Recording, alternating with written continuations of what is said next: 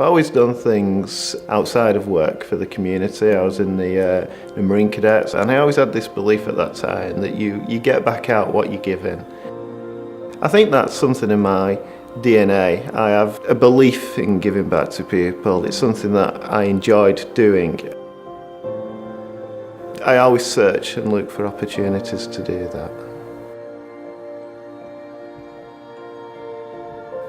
I certainly came to the conclusion that I wanted to do something that was not about me and not just about my family, something that would help other people. Shelter, water, that seems to be the most critical need. And once we are able to have shelter on the planet, then we can start thinking about doing some of these other nice things.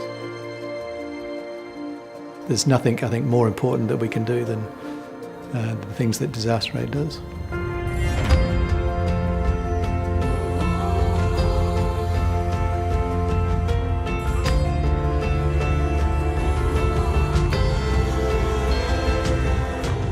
I've met people and spoken with people who have all different stories. It affects different people in different ways. Their whole life is turned upside down. So to be able to build their own house for their family, it gives them pride and satisfaction and dignity for sure. I have a sense of pain and a sense of desire to help them. And sometimes when you speak to them, they have a desire to bounce back and they have a desire to recover. And it's not an act of charity, it's helping other people to help themselves. That's the basis of our work. We don't go in and throw our products at people and say, here, be grateful. After a disaster, people are terribly distressed. There's so many things that are going on.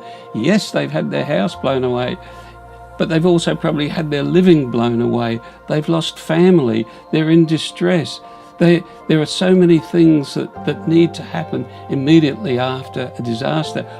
Although it can be painful to see so many people affected so badly, in actual reality, they just want the opportunity to come back and they want to prove to you that they can do it, but they just need the raw materials to do it with. We get to support the individual, and it helps to empower them, to determine their own future, so we're just helping them out.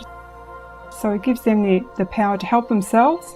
So we're giving them a hand up rather than a hand out.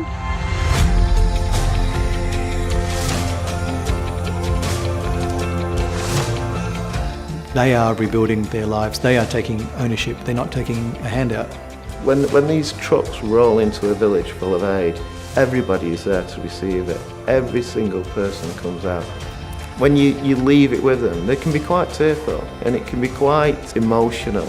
And that makes me emotional. That sense of dignity that's returned to them is just enormous for them. They just feel as if we've given them something that they never thought they would get back. And they can't help but say thank you. But I know that thank you isn't really for me, because that thank you is really meant for those Rotarians and those people who provided that aid and set up the structures for that. Honestly, the donors are the true humanitarians, because without them, we achieve nothing. I feel like it's a privilege that I can help other people.